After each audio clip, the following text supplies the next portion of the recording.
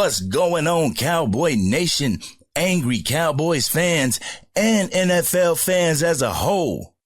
It's your boy, the Angry Cowboys Fan, here on YouTube, bringing you guys the Angry Cowboys Fan Podcast, where we not only talk about the Dallas Cowboys, but we talk about the NFL 24/7, 365. Y'all know what the deal is. As long as I'm alive, y'all know where I'm at.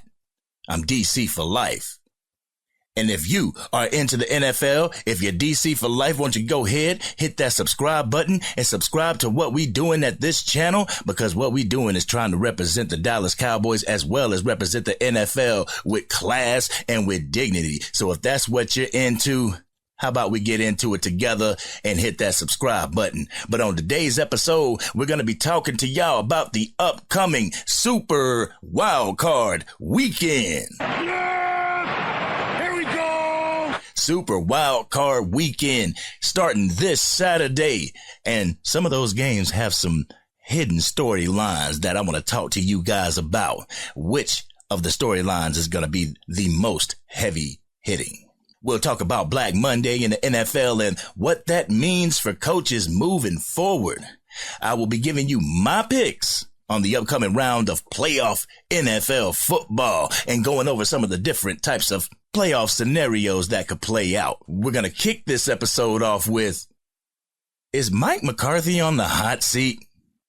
I swear, Mike McCarthy is always on the hot seat. So we're going to kick this episode off with that topic. It seems like no matter what Mike McCarthy does, he's placed on this hot seat. Either you make it to the NFC Championship or someone's there to take your place. It's simple as that.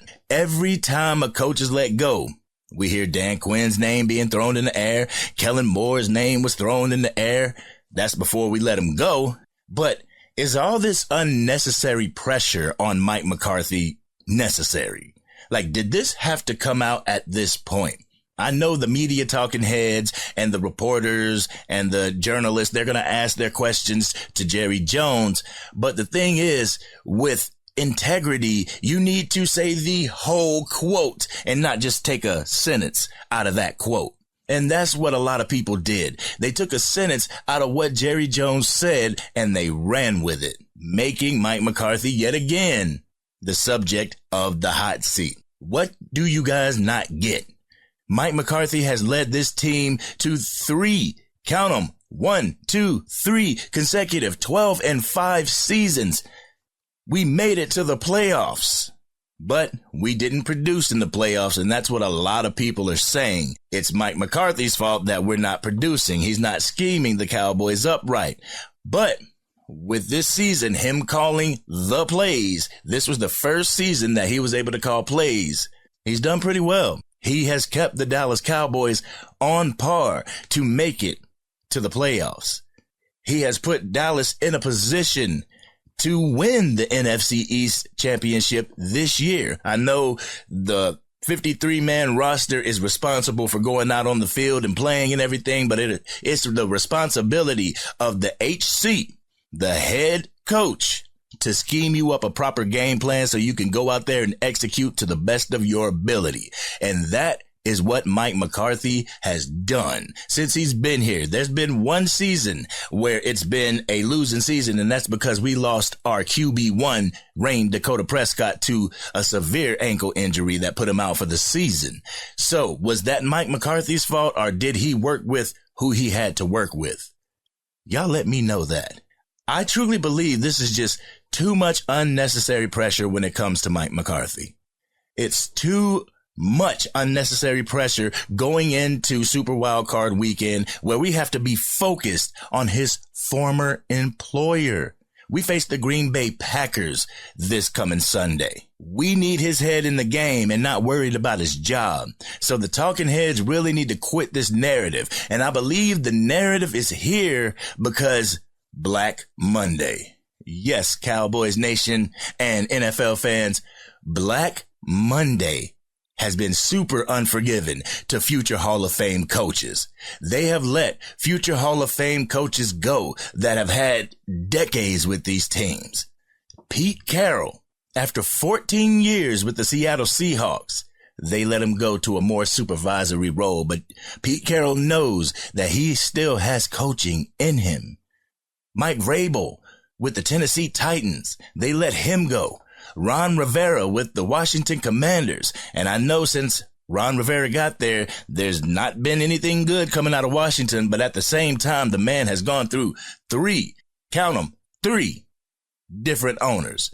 And is that his fault or is that the organization's fault? Man, I don't know if they let him go too early. I don't know if the players were behind Ron Rivera or if he lost the locker room, so on and so forth. But, man, this man has dealt with battles and has defeated battles off the field, and I believe that he could beat those battles on the field if given a chance, if given a proper team. Arthur Smith with the Falcons. It was crazy. On Black Monday and a little bit after, it's not been kind. The New England Patriots got rid of Bill Belichick, the most winning coach in the modern era. Bill Belichick. They got rid of him. They said it's time for a new regime. It's time for a change. And honestly, the New England Patriots, they quickly moved on. They quickly chosen Bill Belichick's successor in Gerard Mayo. Gerard Mayo, do the thing, brother. Get it done in New England. But give us back Zeke Elliott. But there's a rumor that Bill Belichick could be going to the Atlanta Falcons. I've even heard the rumor that the Cowboys, if the Cowboys get bounced early out of these playoffs, you might see Bill Belichick as the head coach instead of Mike McCarthy. Cowboys Nation, I'm speaking directly to you guys. I do not see that happening. I don't see Bill Belichick coming to Dallas because we have a headstrong GM and owner, and they're both the same person in Jerry Jones. Do you really think Jerry Jones couldn't handle Jimmy Johnson? He couldn't handle that. Do you really think that he's going to be able to handle Bill Belichick? I doubt it very seriously, Cowboys Nation. So if that's a dream that you have, that we can get Bill Belichick, if we get bounced in this round, I highly advise that you wake up, because it's not going to happen. But where do you guys think these coaches will end up? Where do you think you'll see a Pete Carroll or a Ron Rivera or an Arthur Smith? Where will Bill Belichick go? Y'all let me know in the comment section. But as of right now, here we go. We about to talk about Super Wildcard Weekend, ladies and gentlemen. Yes, talking about it. Week 18 of the NFL season is over. It's done. And we're now into the NFL playoffs. Super Wildcard Weekend kicks off this Saturday with 2 games scheduled. The Cleveland Browns head to Houston to face the Texans, and the Miami Dolphins head up to a frigid Kansas City to face the Chiefs. 2 matchups with 2 different storylines. Tyreek Hill headed back to the team he won a couple Super Bowls with, a team which made him a household name. Also, what would have been if Deshaun Watson led the Cleveland Browns team going back to his former employer? The team which drafted him into the NFL and gave him his first shot. How would that be if Deshaun Watson walked into that stadium to face the Texans? We won't know that because it's going to be Joe Flacco. What's everybody's predictions on this upcoming game? Y'all let me know in the comment section. But at 4:30 p.m. Eastern Standard Time, the Joe Flacco-led Cleveland Browns will be headed down to Houston as a 2-point favorite to face the 10-7 Texans. Even though Joe Flacco came from the couch, he came from the couch watching Nickelodeon with his kids. He came from the couch eating Cinnabons, boy. Came from the couch, and now he has passed over 1,600 yards in 5 games. He also had 8 interceptions in those games, but that's neither here nor there. He's getting the job done. This could prove costly against the Texans defense. In passing yards, the Browns are 19th in the league. Rushing yards, they're 12th in the league. Points allowed, they're about middle of the pack at 13. Defense is where the Cleveland Browns shine. Defense is where the Cleveland Browns are number 1. They only allow an average of 270 yards a game. They only allow an average of 21 points. Y'all know what they say. Defense wins championships. While the Texans have a 12th ranked offense averaging 342 yards a game, their defense is middle of the pack at 14, allowing 330 yards per game and an average of 21 points a game. Can Amari Cooper continue to do his thing? Can Myles Garrett and company slow down the Texans offense led by rookie sensation CJ Stroud? We'll see. Y'all let me know in the comments section. In the next game, we have the Miami Dolphins headed over to a frigid Kansas City to face the defending Super Bowl champions, the Chiefs. The weatherman or woman has predicted a 0-degree temperature Saturday night. I don't care who you are. It has to suck playing in 0-degree temperatures. They better have some heaters or some warmers, or their benches better be heated on the sidelines, because the Chiefs are used to this. The only person that may be used to this on the Dolphins is an injured Tyreek Hill. And who knows if he's grown out of it. I've played in this kind of weather, not 0 though. Don't get it twisted. I haven't played in 0, but I played in like the low 30s and the high 20s, not 0. Boy, I can only imagine going out there in 0-degree temperature. With the wind chill, it may get down to -10, -15. Whoo, boy. If I was on the Miami offense, I'd be telling the rest of the offense and the team and the defense, our side of the ball is going to be on the field the most. Why? The more active you are, the less cold you are. Phew. Against the Kansas City defense, they have a chance to rule the time of possession in that game. It's going to be a tall order for the Fins to get it done. You guys think you can get it done? Y'all let me know in the comments section. But Sunday's slate of games, that's exciting. That's the one that I'm looking for. Obviously, you can see on my shirt, I'm DC for life, so you know I am looking forward to Sunday. The first game is the Pittsburgh Steelers headed up to Buffalo to face Josh Allen and the Buffalo Bills. One of the big stories of this game is the fact that TJ Watt is being ruled out due to a knee injury. We hope he gets okay. And see, that's one thing that one of my boys who played football with me in the same semi-pro league, Philly, shout out to you, Philly. I put up a post when A.J. Brown went down with his injury, you know, and in that post, I said, I hope A.J. Brown gets well before the playoffs start. And he said, no, you don't. Philly, bro, you know me better than that. We come from the same semi-pro league that where if someone on the opposite team gets injured, we all take a knee. We all take a knee in solidarity and to hope that that player is good and that it's not really, you know, life altering, that the injury is not life altering to where he can't go to work and things like that. We hope, you know, we pray that they're okay. Why wouldn't I do that in the NFL? I don't care if Philly has a rivalry with the Cowboys and they can't see past the green shade of glasses that they have on, but I can see through them. I'm a realist when it comes to the Cowboys, and these guys, they rely on this sport to get their money. They rely on this sport to feed their family, and we rely on this sport for sports entertainment. I don't want anybody to get hurt.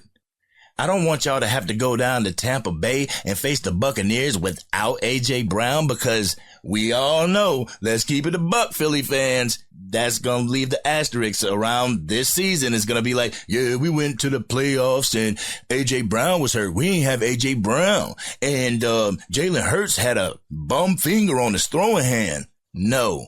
That's why we want you guys to get better. That's why we want you guys to be at 100%, because we want to beat your team at 100% so you don't have those excuses coming into the offseason. Feel what I'm saying? But let's get back to the Buffalo game. Buffalo is 8th in passing yards, 7th in rushing yards, 6th in points for, and 4th in points against.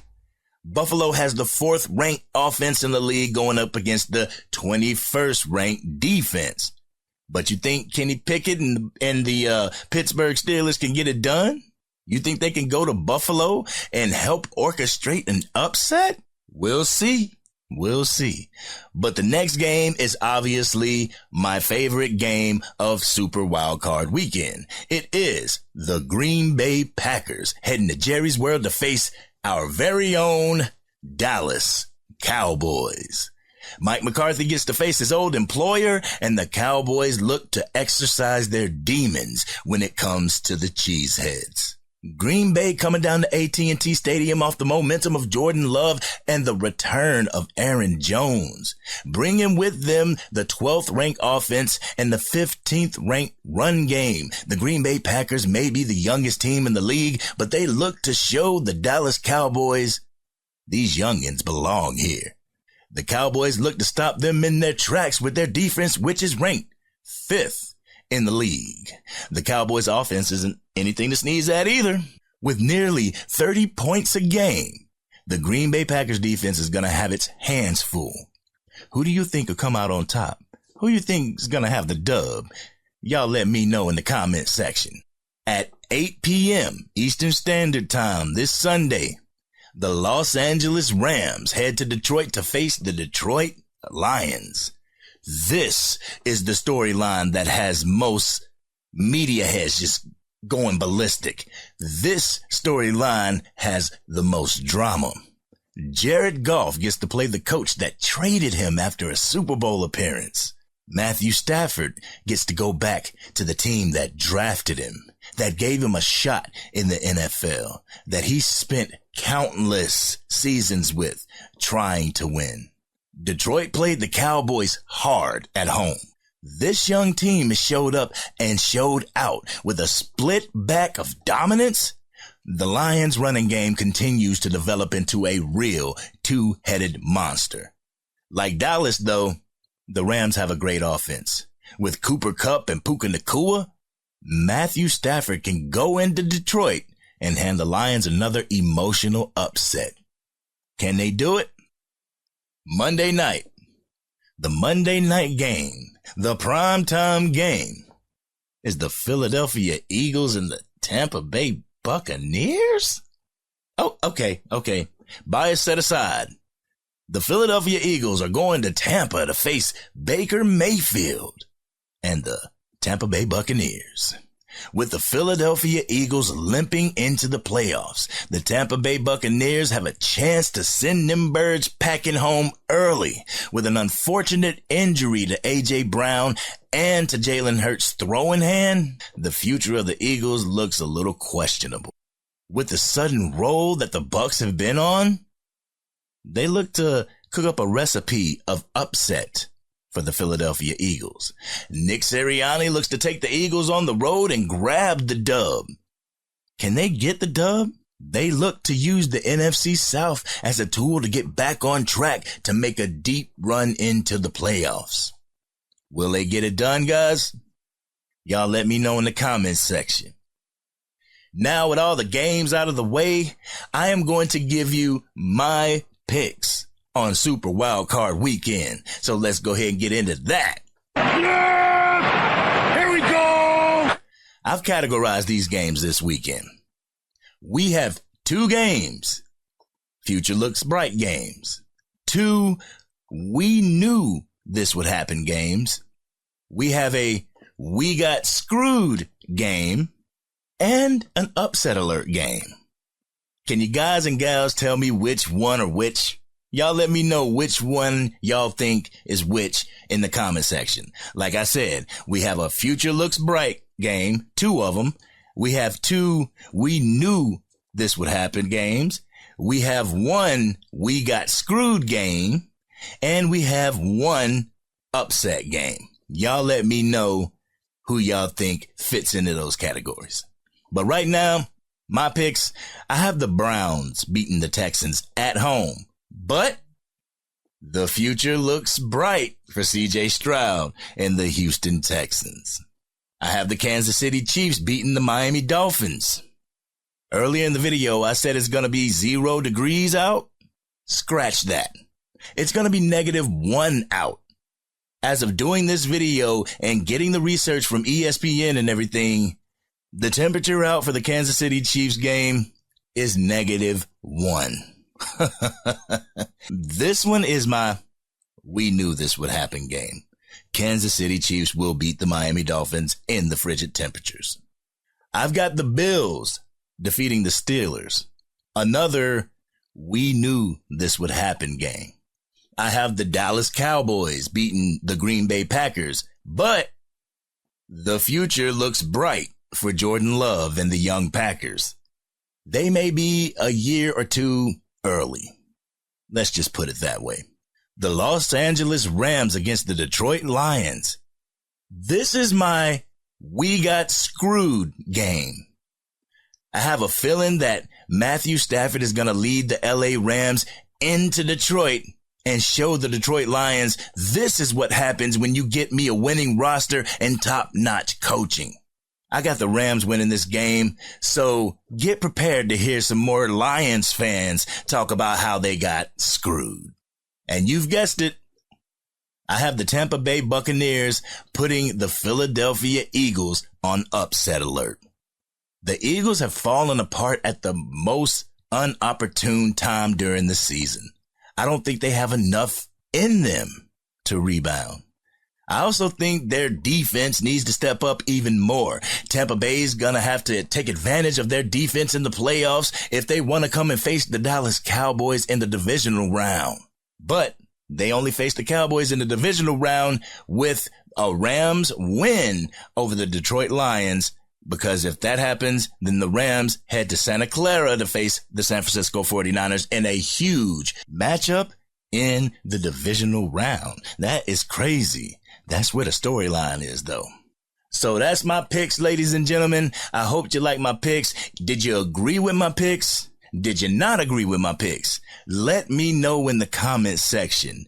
And if you're new to the channel, by all means, take this time to go down and hit that subscribe button. If you like the content, go ahead and drop a like on the video because it helps us get out to even more NFL fans and Cowboys fans alike. I didn't end my last episode with a comment from the comment section of the Angry Cowboys Fan, so I'm going to do that now. I'm going to hit you with 2 comments this time. The first comment is coming from John Walsh 3907. John Walsh says, I can't stand anti-media against the Cowboys. Shady. When was the last time Pitt, Ravens, Chargers, Washington, Detroit, etc. didn't choke? Joy and Shady should be married. I don't know about that. No matter how good, they will never get the respect due them. Cowboys fan, about 60 years. Love your channel. John Walsh, I truly appreciate you being a part of the Angry Cowboys fan family, and humbled you have chosen your boy to bring you classy cowboy content, raw and uncut. Continue to be DC for life, my friend, and continue to rep that star with pride. The media hate was one of the reasons why I started this channel.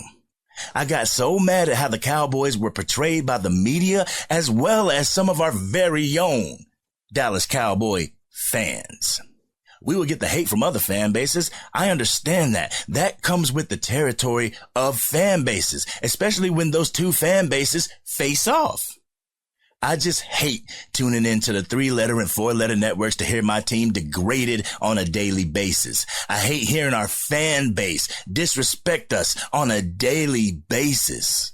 So I decided to put my raw and uncut out on here. But I truly appreciate and thank you for being here to hear my raw and uncut. It's DC for life, baby. Truly appreciate you. So we're going to go on to the next comment, and the next comment is from Mr. Snowblind06. The comment says, if you don't have the heart to rep the star, find another team because this ain't for you. I couldn't have said it better, my friend. Representing the Dallas Cowboys is not for the faint of heart. It's not for the thin skin. You have to realize that if you're an NFL fan and you're not DC for life, then you hate DC for life.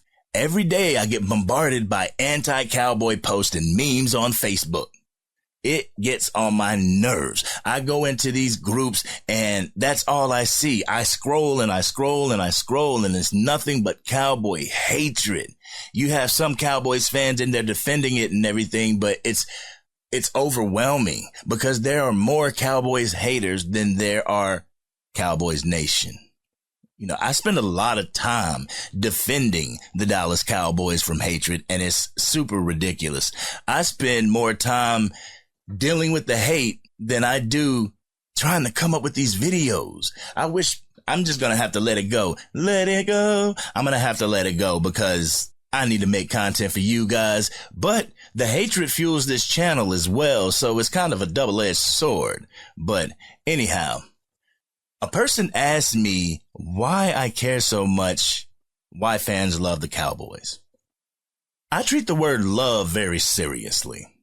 When I say I love something, it means it's in my heart. It's just not on the tip of my tongue or something like that. I represent what I love. I defend what I love. I may get angry with what I love, but it doesn't cause me to question my love. Some Cowboys fans take their ball and go home if Jerry Jones doesn't make a trade that they wanted made. They talk down on the Cowboys fans for having faith in their franchise quarterback and not moving off him. If you love something, you rock with it and you give it chances. You don't just leave your wife or your husband because he fell short of your expectations. No, you don't. Have that type of love and devotion with everything you love, and you will see yourself giving more credit to the team you claim to love. Well, ladies and gentlemen, I hope you've enjoyed the third episode of the Angry Cowboys Fan Podcast. Tune in next week where we'll be discussing the outcome of Super Wildcard Weekend and everything surrounding the NFL. If you are DC for life, a Dallas Cowboy fan, and wants to join the ACF family, hit that subscribe button. Hit the bell so you can stay up to date whenever I go live, whenever I release a video, or whenever I release a podcast. I hope y'all enjoy y'all upcoming weekend, and I hope you enjoy this weekend of football. And I hope your team comes to play hard. With that being said, this is your boy, the Angry Cowboys Fan. I'm out.